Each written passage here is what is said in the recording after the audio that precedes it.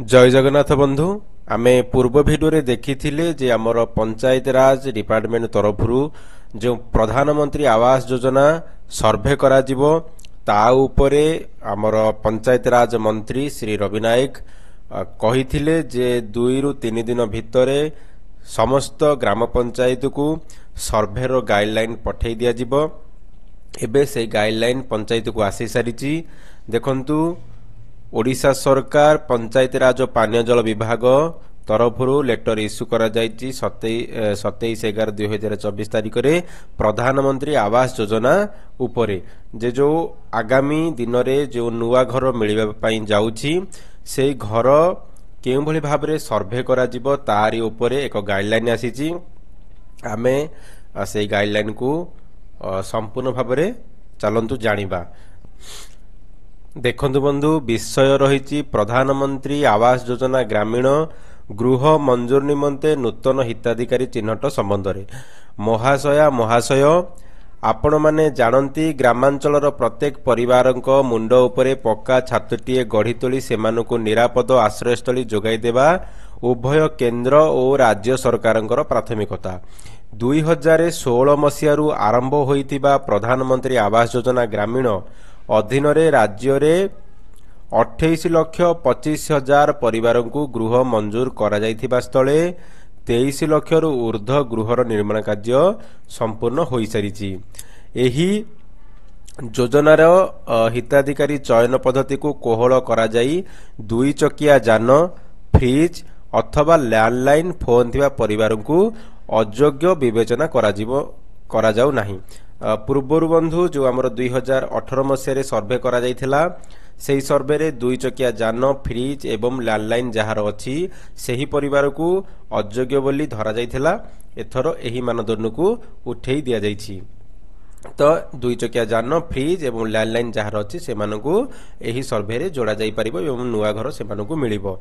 ता सहित देखंतु बंधु योग्य हिताधिकारी निमंते परिवारर मासिक आयर सीमा 10,000 टंका रु 15,000 टंका को वृद्धि करा जाइछि।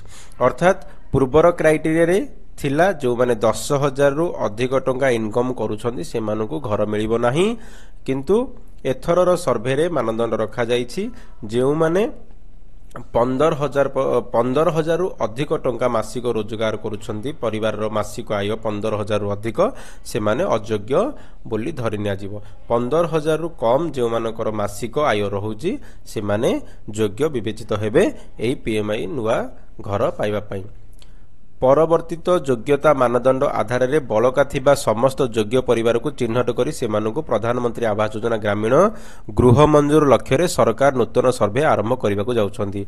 अन्य जे क्राइटेरिया गुडा रहिला आपण आमे पूर्वरु क्राइटेरिया वीडियो गोटे अपलोड करथिले जे केउ केउ क्राइटेरिया हमर मानदंड रहुची नुआ प्रधानमंत्री आवास योजना रे घर पाइबा पई आपण प्लेलिस्ट को जिबे रूरल हाउसिंग प्लेलिस्ट को जाई आपण वीडियो अछि देखि परिबे। देखंतु पूर्वर समस्त सर्वे केवल क्षेत्र कर्मचारी द्वारा हेउथिबा स्थले चलित सर्वे रे आशायी परिवार मध्य निजर सर्वे करि परिबे, जोटा कि आमे पूर्व वीडियो रे कहिचे जे ऑफिशियल स्टाफ सर्वे करिवे ता सहित गरीब परिवार निजे निजर सर्वे करि परिबे डिजिटल माध्यम रे। एही सर्वेर एक प्रमुख विशेषत्व एहा द्वारा योग्य हिताधिकारी सर्वे रु बाद पड़िबा आशंका दूर होई परिबो ओ सेमाने तालिकाभुक्त होई परिबे।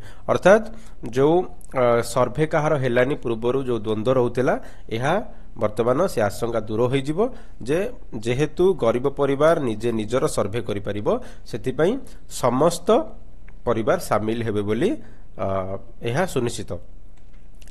ए संपर्क में जनसाधारण को तालीम देबा पई प्रत्येक पंचायत रे एक कर्मशाला आयोजन करा जिवो। एही कर्मशाला जेउ ब्लॉक रे 15 किंबा 15 रु कम संख्यक ग्राम पंचायत अछि से 2/12/2024 रे हमर ट्रेनिंग प्रोग्राम करा जिवो। 16 रु 25 संख्यक ग्राम पंचायत जेउ ब्लॉक रे अछि से 2/12/2024 तारिख और 3/12/2024 तारिख एवं 25 रु ऊर्ध्व संख्यक ग्राम पंचायत जो ब्लॉक अच्छी से 2/12/2024 3/12/2024 ଏବଂ 4/12/2024 ତାରିଖରେ ଟ୍ରେନିଂ ପ୍ରୋଗ୍ରାମ ଆୟୋଜନ କରାଯିବ। ଗୋଷ୍ଠୀ ଉନ୍ନୟନ ଅଧିକାରୀ କର୍ମଶାଳାର କାର୍ଯ୍ୟ ନିର୍ଘଣ୍ଟକୁ ବହୁଳ ପ୍ରଚାର ଓ ପ୍ରସାର ମାଧ୍ୟମରେ ସମ୍ପୃକ୍ତ ଅଞ୍ଚଳବାସୀକୁ ଅବଗତ କରାଇବେ। ଆମେ ମଧ୍ୟ ଆପଣମାନଙ୍କ ପାଇଁ ଏହି ଭିଡ଼ିଓ କେବଳ ଆୱାରନେସ୍ ପାଇଁ ବନାଉଛୁ। ପ୍ରତ୍ୟେକଟି ଭିଡ଼ିଓ ଆପଣମାନଙ୍କୁ କେବଳ ଆୱାରନେସ୍ କରିବା ପାଇଁ ବନାଯାଉଛି। ଆପଣମାନେ ମିଛ ଖବର ଠାରୁ ଦୂରେ ରହି କେବଳ ଠିକ୍ ଖବର ଜାଣନ୍ତୁ ଏବଂ ଆୱାରନେସ୍ ହୁଅନ୍ତୁ। ଦେଖନ୍ତୁ, ଏହି କର୍ମଶାଳାରେ ହିତାଧିକାରୀଙ୍କୁ ନିଜ ଦ୍ୱାରା ସର୍ଭେ କରିବାର ପ୍ରଣାଳୀ ବୁଝାଇବା ସହିତ ସର୍ଭେ ସମୟରେ ଆବଶ୍ୟକ ହେଉଥିବା ପରିବାରର ସଦସ୍ୟଙ୍କ ଆଧାର, ଜବ୍ କାର୍ଡ, ବ୍ୟାଙ୍କ ଜମାଖାତା ବିବରଣୀ ଇତ୍ୟାଦି ସଂକ୍ରାନ୍ତୀୟ ତଥ୍ୟକୁ ପ୍ରସ୍ତୁତ ରଖିବା ପାଇଁ ଜଣାଇ ଦିଆଯିବ। ଆପଣମାନେ କ'ଣ କ'ଣ ଡକୁମେଣ୍ଟ ରଖିବେ? ଆପଣଙ୍କର ଆଧାର କାର୍ଡ, ଜବ୍ କାର୍ଡ, ବ୍ୟାଙ୍କ ଖାତା, ଏହି 3ଟି ଡକୁମେଣ୍ଟ ଆପଣ ସର୍ଭେ ସମୟରେ ଆପଣଙ୍କ ପାଖରେ ରଖିବେ। ବ୍ଲକ ସ୍ତରୀୟ କର୍ମଚାରୀଙ୍କୁ ସର୍ଭେ ପ୍ରକ୍ରିୟା ବାବଦରେ ଭାରତ ସରକାର ଗ୍ରାମୀଣ ବିକାଶ ମନ୍ତ୍ରାଳୟ ଦ୍ୱାରା 18/12/2024 ତାରିଖରେ ତାଲିମ ପ୍ରଦାନ କରାଯାଇଛି। ପ୍ରତ୍ୟେକ ଗ୍ରାମର ସର୍ଭେ ପାଇଁ ନିର୍ଦ୍ଦିଷ୍ଟ ବ୍ଲକ କର୍ମଚାରୀଙ୍କୁ ଦାୟିତ୍ୱ ପ୍ରଦାନ କରାଯାଇଛି। ସର୍ଭେର ସଠିକତା ପାଇଁ ଗ୍ରାମ ଏବଂ ଉଦ୍ଦିଷ୍ଟ ଥିବା ସମ୍ପୃକ୍ତ ବ୍ଲକ କର୍ମଚାରୀ ଉତ୍ତରଦାୟୀ ରହିବେ। ଦେଖନ୍ତୁ, ଯେଉଁମାନେ ବ୍ଲକ ମାଧ୍ୟମରୁ ଜିପିରେ ଆପଏଣ୍ଟମେଣ୍ଟ ହୋଇଛନ୍ତି ସର୍ଭେୟର ଭାବରେ, ସେମାନଙ୍କୁ ଟ୍ରେନିଂ ଅଲରେଡ଼ି ଦିଆଯାଇସାରିଛି 18/12/2024 ତାରିଖରେ ଭାରତ ସରକାରଙ୍କ ତରଫରୁ।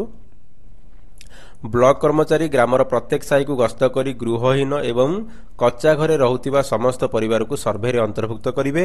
ସର୍ଭେ ସମୟରେ ନିଜକୁ ଯୋଗ୍ୟ ମନେ କରୁଥିବା ସମସ୍ତ ପରିବାରକୁ ତାଲିକାଭୁକ୍ତ କରାଯିବ। ଚାଞ୍ଚ ସମୟରେ ଅଯୋଗ୍ୟ ପରିବାରକୁ ବାଦ ଦେଇ କେବଳ ଯୋଗ୍ୟ ପରିବାରଙ୍କୁ ତାଲିକାଭୁକ୍ତ କରାଯିବ। ଅର୍ଥାତ୍ ପ୍ରଥମେ ସର୍ଭେ କରାଯିବ, ସର୍ଭେ ହୋଇଗଲା ପରେ ତାପରେ ଇନକ୍ୱାରି କରାଯିବ। ଇନକ୍ୱାରିରେ ଯେଉଁମାନେ ଇନ୍ଏଲିଜିବୁଲ୍ ହେଉଛନ୍ତି ସେମାନଙ୍କୁ ବାଦ ଦିଆଯିବ। ପୂର୍ବ 91 ପରିବାରର ସଦସ୍ୟମାନେ ପୃଥକ ଭାବରେ ବସବାସ କରୁଥିଲେ, ସେମାନଙ୍କୁ ଏହି ସର୍ଭେରେ ଭିନ୍ନ ପରିବାର ହିସାବରେ ଗଣନା କରାଯାଇ ସର୍ଭେରେ ଅନ୍ତର୍ଭୁକ୍ତ କରାଯିବ। ଯୋଗ୍ୟ ଭିନ୍ନକ୍ଷମ ସଦସ୍ୟ, ତୃତୀୟ ଲିଙ୍ଗୀ, ବିଧବା, ନିରାଶ୍ରୟ ଏବଂ ମୁକ୍ତ ଗୋତି ଶ୍ରମିକ ପରିବାରଙ୍କ କ୍ଷେତ୍ରରେ ସେମାନଙ୍କୁ ତାଲିକାଭୁକ୍ତ କରିବା ପାଇଁ ଗୋଷ୍ଠୀ ଉନ୍ନୟନ ଅଧିକାରୀ ସ୍ୱତନ୍ତ୍ର ଧ୍ୟାନ ଦେବେ। ଯାହାକି ଆମର ପୂର୍ବ ଭିଡ଼ିଓରେ ଆମେ ଦେଖିଥିଲେ ଯେ ମନ୍ତ୍ରୀ ଶ୍ରୀ ରବି ନାୟକ କହିଥିଲେ ଯେ ଭିନ୍ନକ୍ଷମ ସଦସ୍ୟ ହୁଅନ୍ତୁ, ବିଧବା ହୁଅନ୍ତୁ, ନିରାଶ୍ରୟ ଏବଂ ତୃତୀୟ ଲିଙ୍ଗୀ ଯେଉଁମାନେ ରହିଲେ ସେମାନଙ୍କୁ ଫାଷ୍ଟ ପ୍ରାୟୋରିଟି ଦିଆଯିବ।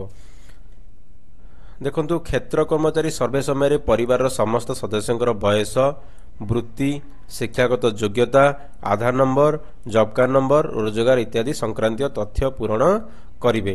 ପ୍ରଧାନମନ୍ତ୍ରୀ ଆବାସ ଯୋଜନା ଗ୍ରାମୀଣର ମାର୍ଗଦର୍ଶିକାରେ ଉଲ୍ଲେଖ ଥିବା ଅଯୋଗ୍ୟତା କାରଣ ବାବଦରେ ପରିବାରର ମୁଖ୍ୟଙ୍କଠାରୁ ତଥ୍ୟ ସଂଗ୍ରହ କରି ଆବାସ ଆପରେ ଉଲ୍ଲେଖ କରିବେ।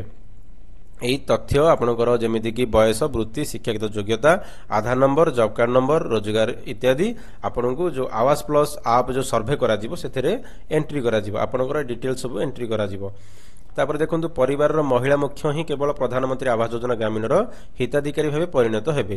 ଯେଉଁ ପରିବାରରେ ପ୍ରାପ୍ତବୟସ୍କ ମହିଳା ସଦସ୍ୟା ନଥିବେ ସେହି ପରିବାର ପାଇଁ ହିତାଧିକାରୀ ଚୟନ ସମ୍ପର୍କରେ ବ୍ଲକ କର୍ମଚାରୀ ସଦସ୍ୟମାନଙ୍କ ସହ ଆଲୋଚନା ମୁତାବକ ନିଷ୍ପତ୍ତି ନେବେ। ଅର୍ଥାତ୍ ଆପଣମାନେ ଜାଣିଛନ୍ତି 2021-22 ଆର୍ଥିକ ବର୍ଷରେ ଯେଉଁ ସବୁ ଆମକୁ ପ୍ରଧାନମନ୍ତ୍ରୀ ଆବାସ ଯୋଜନା ମାଧ୍ୟମରେ ଘର ମିଳିଥିଲା, ଆମର ଯେଉଁ ୱାର୍କର ରହୁଛି ବା ପରିବାରର ମୁଖ୍ୟ ହିସାବରେ ଯିଏ ରହୁଛନ୍ତି କେବଳ ମହିଳାମାନଙ୍କୁ ନିଆଯାଉଛି। ଆମର ଯେଉଁ ଘରର ମୁଖ୍ୟ ମହିଳାମାନେ ରହିଲେ ସେମାନଙ୍କ ନାଁରେ ୱାର୍କର ଇସ୍ୟୁ କରାଯାଉଛି। ଯେଉଁଠି ପ୍ରାପ୍ତବୟସ୍କ ମହିଳା ନାହାନ୍ତି ସେଠି ପୁରୁଷମାନଙ୍କୁ ୱାର୍କ ଅର୍ଡର ଦିଆଯିବ। କିନ୍ତୁ ଯେଉଁଠି ମହିଳା ଅଛନ୍ତି ସେଠି ପ୍ରାୟୋରିଟି ବେସିକ୍ରେ ମହିଳାଙ୍କ ନାଁରେ ହିଁ ୱାର୍କ ଅର୍ଡର ଇସ୍ୟୁ କରାଯିବ ଏବଂ ସିଏ ଘରର ମୁଖ୍ୟ ବୋଲି ଧରି ନିଆଯିବ। ଦେଖନ୍ତୁ, ସର୍ଭେ ସମୟରେ ହିତାଧିକାରୀଙ୍କ ମୁହଁ ଓ ଆଖି ଡୋଳାର ଫଟୋ ଆପ୍ସ ଜରିଆରେ ଉଠାଯିବ। ପରବର୍ତ୍ତୀ ସମୟରେ ଏହି ଉଠାଯାଇଥିବା ଫଟୋ ସହିତ ହିତାଧିକାରୀଙ୍କ ଆଧାର ଓ ବ୍ୟାଙ୍କ ଆକାଉଣ୍ଟକୁ ଯାନ୍ତ୍ରିକ ପଦ୍ଧତିରେ ମେଳ କରାଯିବ। ଆମେ ଜାଣିଥିଲେ ଯେ ଆମେ କହିଥିଲେ ପୂର୍ବ ଭିଡ଼ିଓରେ ଯେ କେବଳ ଫେସ୍ ଅଥେଣ୍ଟିକେସନ ଦ୍ୱାରା ଏଥର ସର୍ଭେ କରାଯିବ, ଯାହାକି ସରକାରଙ୍କର ଏକ ଉତ୍ତମ ପଦକ୍ଷେପ। ଦେଖନ୍ତୁ, ପ୍ରଧାନମନ୍ତ୍ରୀ ଆବାସ ଯୋଜନା ଗ୍ରାମୀଣ ଅଧୀନରେ ମଜବୁତ ତଥା ବାତ୍ୟା, ବନ୍ୟା ଭଳି ଦୁର୍ବିପାକକୁ ମୁକାବିଲା କରିପାରୁଥିବା ଘର ନିର୍ମାଣ ପାଇଁ ସରକାର ଅନେକ କିସମର ଗୃହର ନକ୍ସା ପ୍ରସ୍ତୁତ କରିଛନ୍ତି।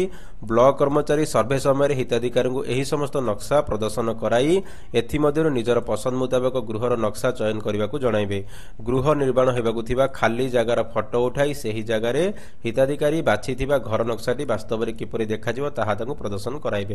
ଆମେ କହିଥିଲେ ପୂର୍ବ ଭିଡ଼ିଓରେ ଏବଂ ଭିଡ଼ିଓରେ ମଧ୍ୟ ଦେଖିଥିଲେ ଯେ ଆମେ ଯେତେବେଳେ ସର୍ଭେ କରୁଛେ ଆମର ହିତାଧିକାରୀଙ୍କର ନାଁ ଏଣ୍ଟ୍ରି କରୁଛେ ସେହି ସମୟରେ ଆମେ ଘରର ନକ୍ସା ମଧ୍ୟ ଚୁଜ୍ କରିପାରିବା, ଘରର ଡିଜାଇନ୍ ଆମେ ଚୁଜ୍ କରିପାରିବା ଏବଂ ଆମେ କେଉଁ ଆମର ଯେଉଁ ପ୍ଲଟ୍ ରହୁଛି ସେ ପ୍ଲଟ୍ର କେଉଁ ଜାଗାରେ ଆମେ ଘରଟିକୁ ଡିଜାଇନ୍ କରିପାରିବା ତାହା ମଧ୍ୟ ଆମକୁ ପ୍ରଦର୍ଶନ କରାଯିବ ସେ ଆପ୍ ମାଧ୍ୟମରେ।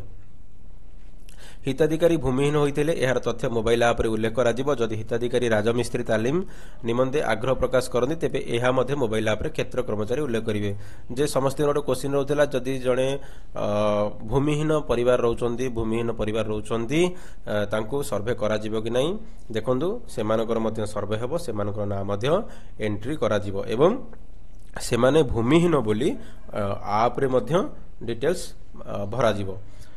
ସର୍ଭେ ଆରମ୍ଭ ହେବାର 1 ମାସ ପରେ କ୍ଷେତ୍ର କର୍ମଚାରୀଙ୍କ ଦ୍ୱାରା ଚିହ୍ନଟ ହୋଇଥିବା ଓ ହିତାଧିକାରୀଙ୍କ ଦ୍ୱାରା ପଞ୍ଜୀକୃତ ହୋଇଥିବା ପରିବାରଙ୍କ ନାମକୁ ଗ୍ରାମବାରୀ ପଞ୍ଚାୟତ କାର୍ଯ୍ୟାଳୟରେ ପ୍ରଦର୍ଶନ କରାଯିବ। ପୁନର୍ବାର 15 ଦିନ ବ୍ୟବଧାନ ପରେ ନୂତନ ଚିହ୍ନଟ ହୋଇଥିବା ପରିବାରଙ୍କ ତାଲିକା ପ୍ରଦର୍ଶନ କରାଯିବ।